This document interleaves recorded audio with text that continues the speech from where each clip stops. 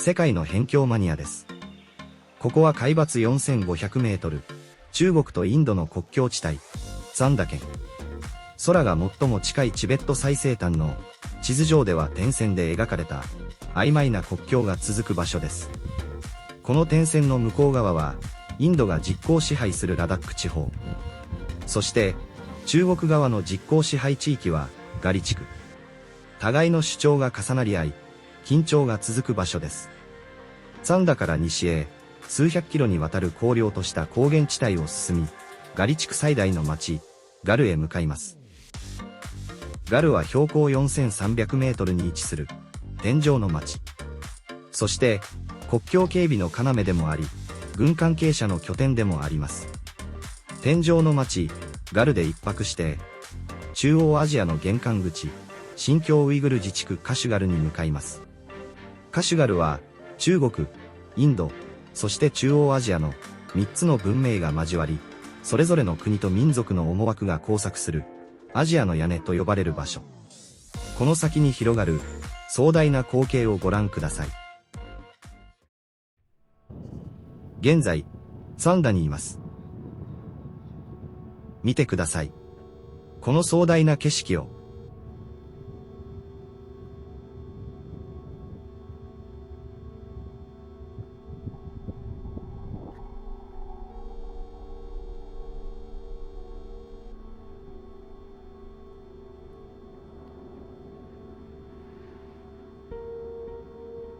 こんな壮大な景色も、毎日毎日見ていると日常になってきます。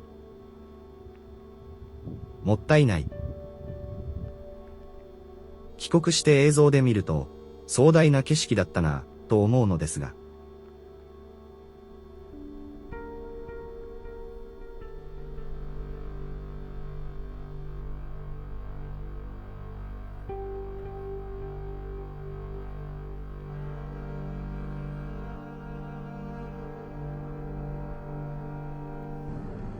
今からガリ地区最大の町ガルへ向かいます。本日は軍の敷地内を通る許可を事前に申請していたのですが、当日の朝に通行禁止の連絡が届き、遠回りしてガルへ向かいます。なのでガリ地区からガルまで約 300km、約5時間かかります。信号が全くないので、止まることはないですが、峠道やカーブが多いので、スピードはそれほど出せません。そして、10分ほど走るごとにオービスがあり、運転手さんは急ブレーキを踏み、慎重にオービスを通過します。約5時間走って、ガルの県境の門まで来ました。かっこいいもんですね。感動を。天井狩りって書いてあるところが痺れますね。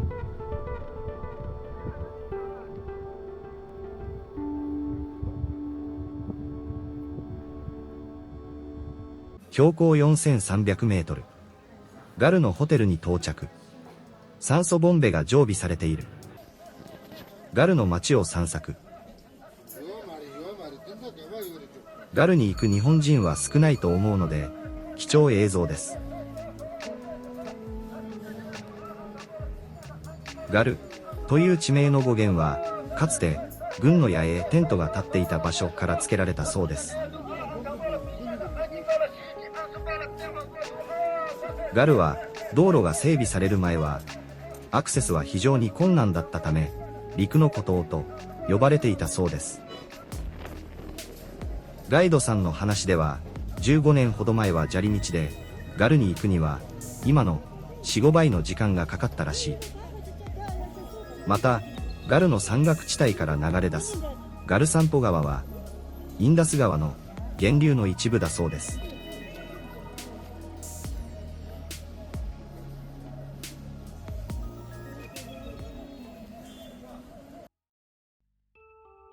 夜に高山病がきつくなり、酸素補給を行った。夜に酸素補給を数時間すれば体調も戻り、朝9時頃出発です。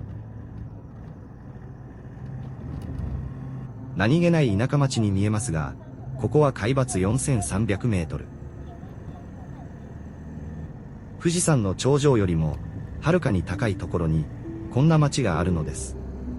4300メートルの高地に、何万人も暮らしています。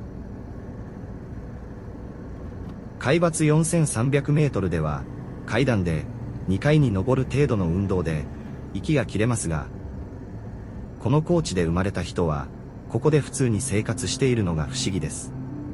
子供たちは走り回っているので、高山病にならないか心配になります。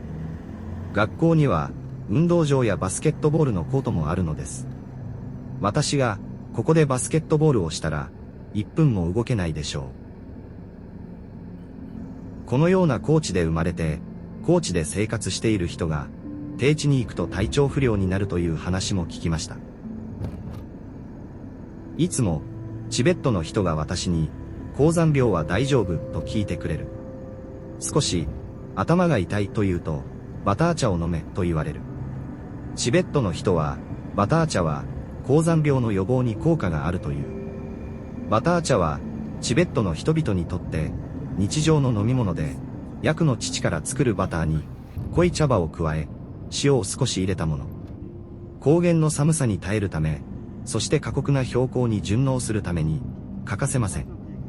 一口飲むと、体の芯から温まる。高地で必要な脂肪と塩分、そのすべてが、この一杯に詰まっています。毎日、標高4000メートルを超える生活。その日々を支えてきたのが、この、バター茶です。ただし、本当にバター茶が、高山病に効果があるのかは不明。気持ちの問題なのかも。さらに、アリは日中の寒暖差が非常に大きく、気候は厳しい。ガリ地区、ガルのような、標高4000メートル超えのような高原地帯では、春、秋の、昼間は10から20度前後になる一方で、夜には0度以下になることもある。一方、11月から4月にかけて、冬のガリは閉ざされる。空は青く澄み渡るが、風は鋭く、夜は氷点下15度。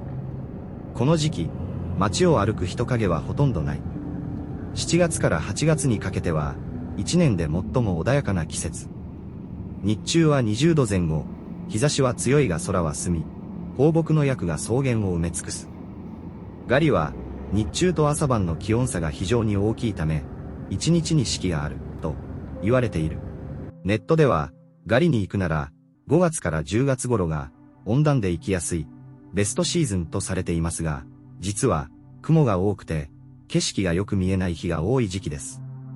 晴れればラッキーですが、雲や雨の日ばかりだと、せっかく行っても、もう一度行きたくなるので、もったいないです。私がおすすめする、空が澄んで山や景色が、くっきり見える時期は、11月から12月と、4月中旬から5月中旬です。ただ、この時期は、日中と朝晩の気温差が非常に大きい時期でもあるので、体調管理は気をつけないといけない時期でもあります。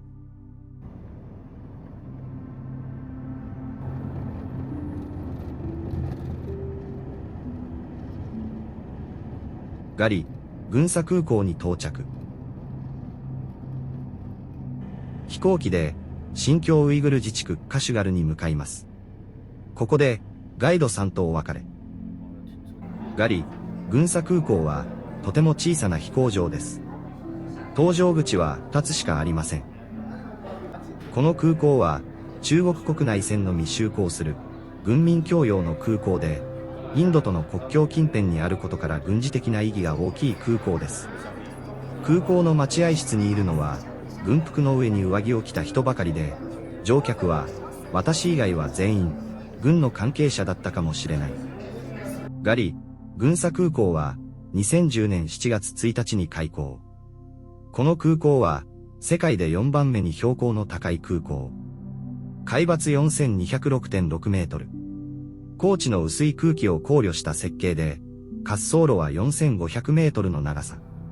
この空港ができたことにより、昔は車、バスで何十時間もかかっていた地域が飛行機の移動で訪れやすくなったという変化があり、西チベット、ガリ地区へのアクセスポイントとして大きな転換点でした。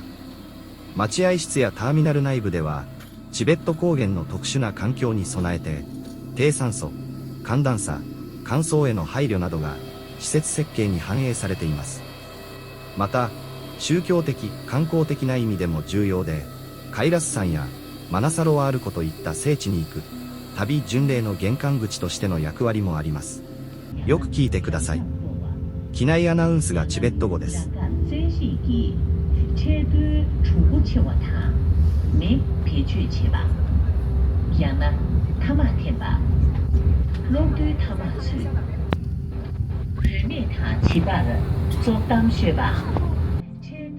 機内のモニターもチベット語です。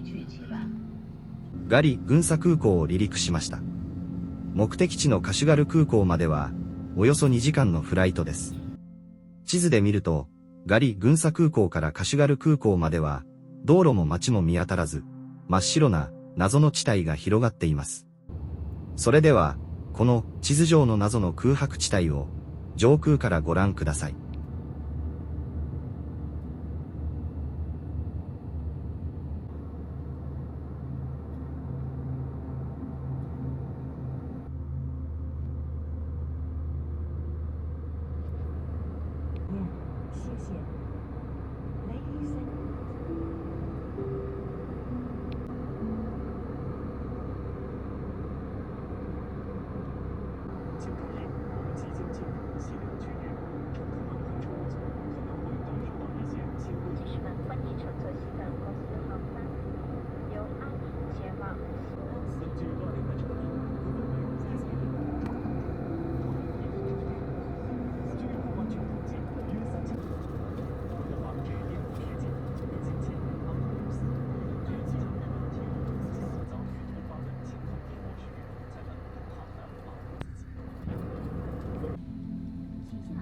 機内食はウイグルパン。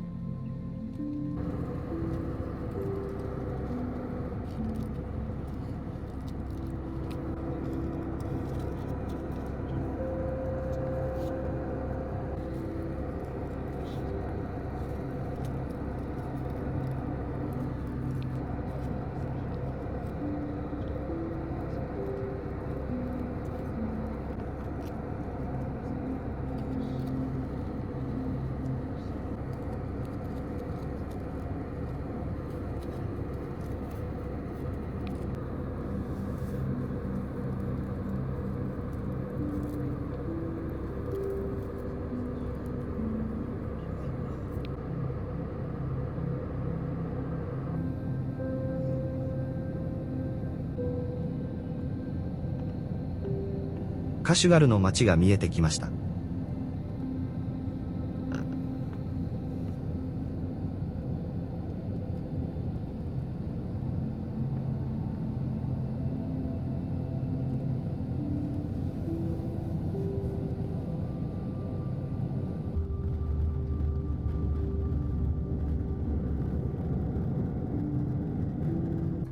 カシュガル空港に到着。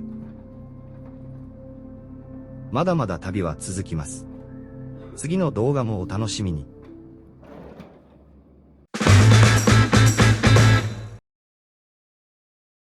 チベットに行くには、チベット自治区政府観光局が発行する入境許可証が必要なのと、公認ガイドの同行が義務付けられています。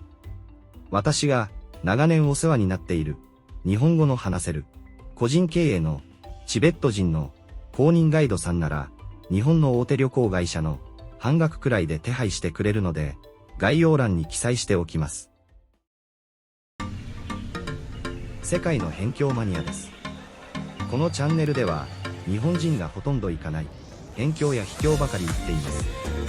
旅して回った国は70カ国以上。